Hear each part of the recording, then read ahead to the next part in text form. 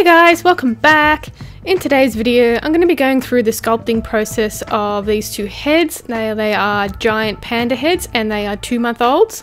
So they are part of the order from the Calgary Zoo, and I have 4 more dolls to do, so stay tuned for that one too. So I'll be going through the process in this video.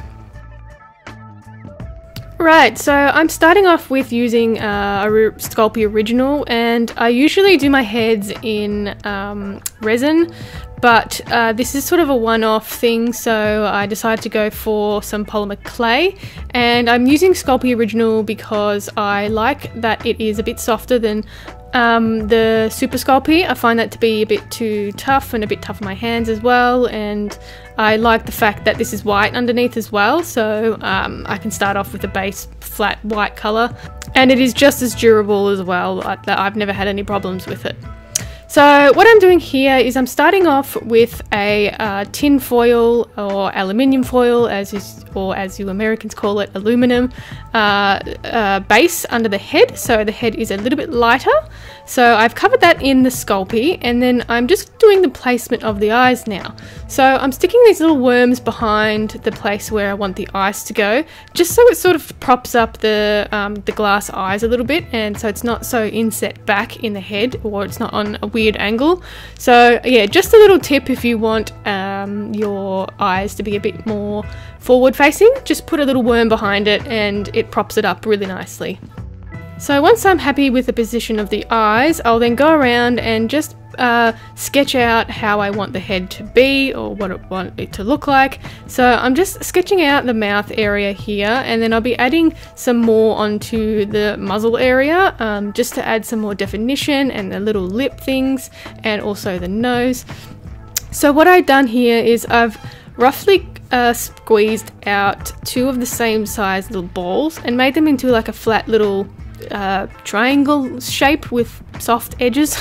That can be the little lip area, and then I'll go ahead and place another one roughly in the shape of a nose on top of it, because when you look at animal anatomies, the nose kind of is a little bit more raised compared to the lip area. So always look at animal anatomy if you want your thing to actually look like what you're supposed to be sculpting. So then I'm going to go around and put these bigger worms on top of the brow, and these little pandas have quite a large brow and quite a large head compared to, say, like a ferret or something. It's quite slimline. So I'm going to be building up the brow line and on top of the forehead as well.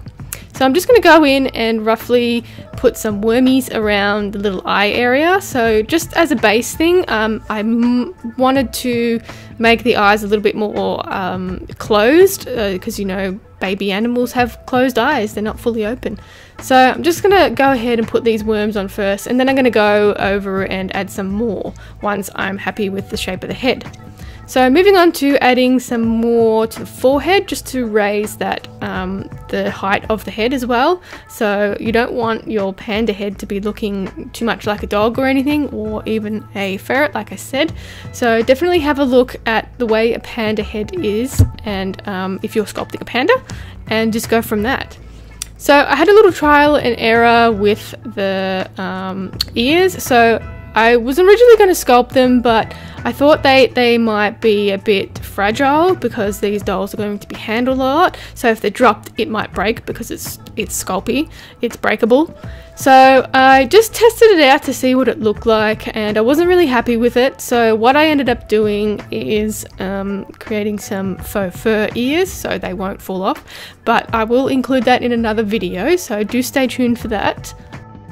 And you can also tell here that it doesn't really look right as well. The head's not really big enough for the panda, and I just, yeah, not feeling the ears. So I'm going to remove them and just build up the head some more.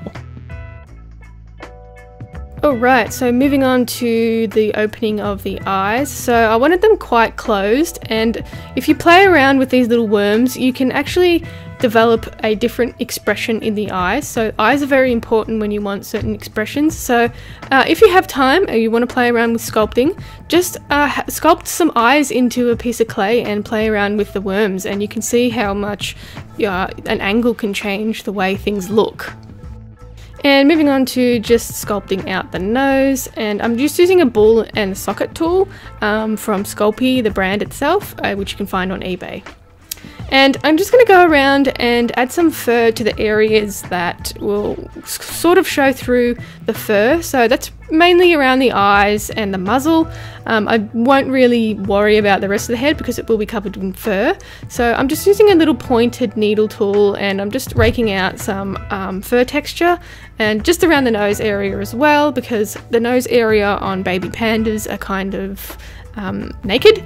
There's not much fur on it, so yeah, you definitely need to texture that part if you're going to be sculpting a baby panda. But if you're going to be adding fur to it, there's no need to go ahead and resculpt and texture the whole head unless you want to. I do normally in most of my resin casts, I've textured the whole head, but you don't have to if you're going to put fur on it. So here's what we have so far, and I'll be making the dolls, so stay tuned for another video with that. Alright, and that is it for me today, guys. I hope you enjoyed the video. If you did, give it a thumbs up, and don't forget to subscribe. You can also check me out on Instagram and Facebook at Creatures of Nat, and I'll catch you in the next one. Bye!